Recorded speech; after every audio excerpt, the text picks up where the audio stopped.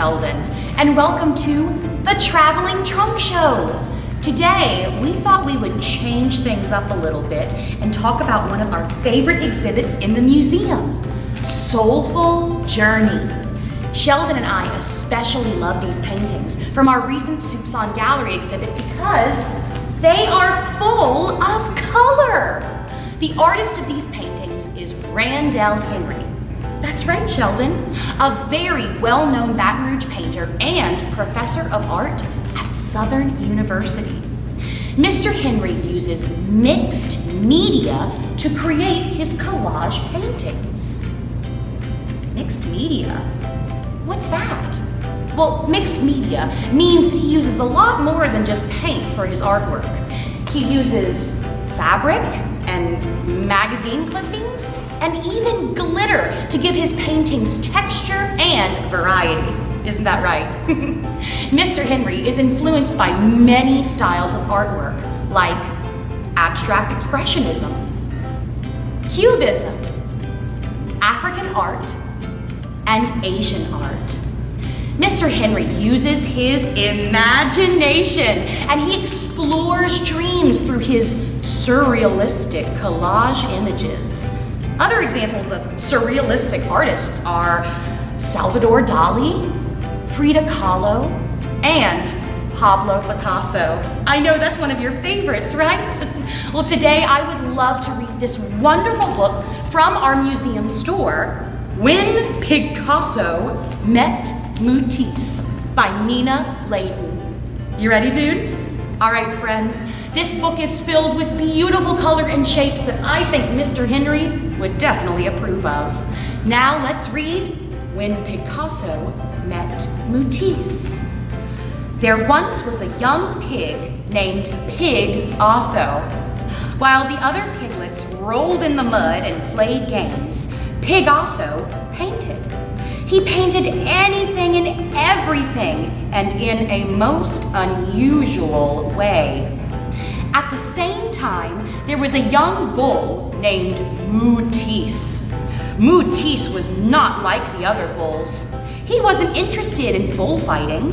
Mootisse was happy only when he painted pictures, and he painted big, bold, bright pictures. In time, word of Pigasso's talent spread throughout the pig provinces. Soon, art-loving pigs from all over lined up to buy his creations. At the same time, Mootisse was getting famous in the cattle community. There weren't many households that didn't own a moosterpiece.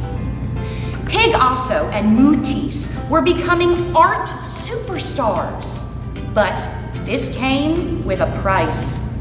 Everybody wanted to see them. Art buyers, art sellers, art students, art historians. It was an art attack. One day, Pigasso got fed up and said, "I'm tired of this noisy pig pen."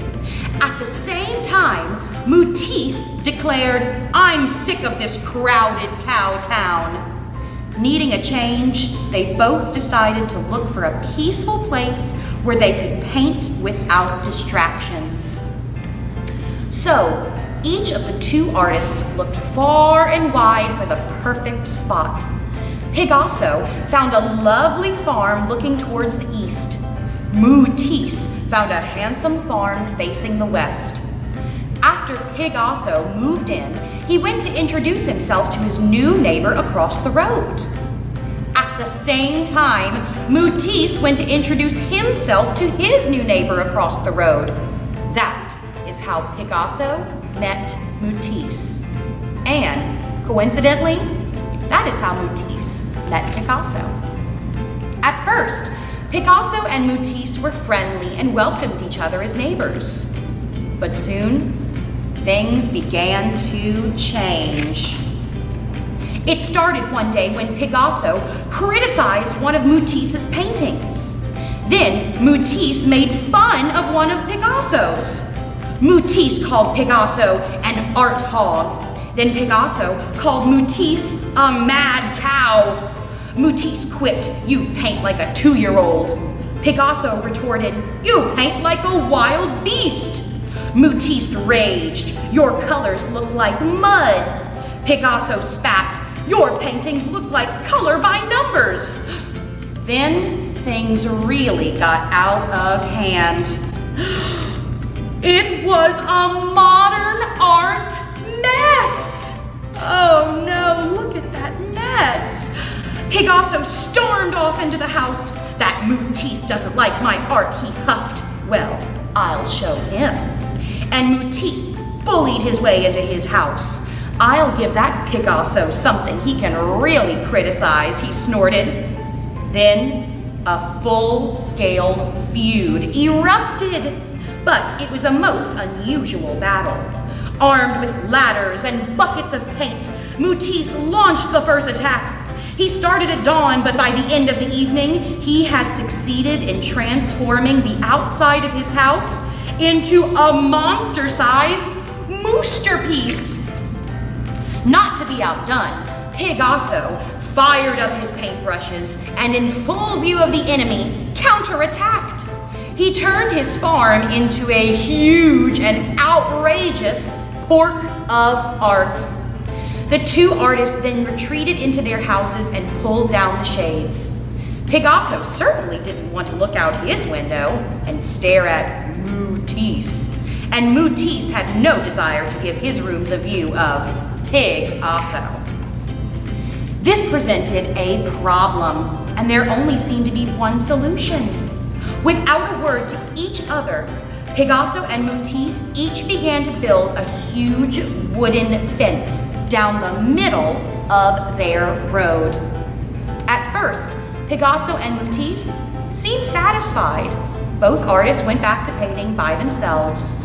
But after a while, Pigasso was surprised to find that he missed bull-headed Mootisse. And at the same time, Mootisse found his studio empty without the presence of pig-headed Picasso. Pigasso pondered. That Mootisse isn't such a bad artist. He has some interesting ideas. Mootisse moaned. That Pigasso may not paint like me, but he knows what he's doing.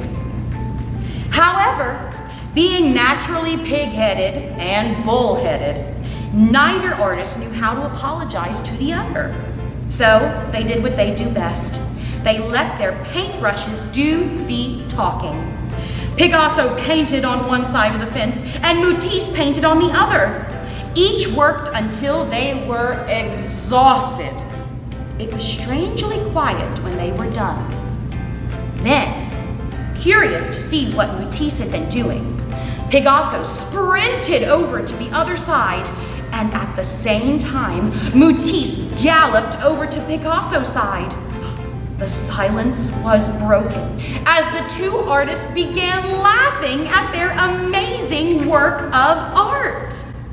From that day on, Pigasso and Mootisse became great friends. They happily took down the fence and shared their different views.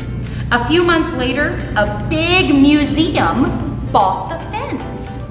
Pigasso called his side when Pigasso met Mootisse.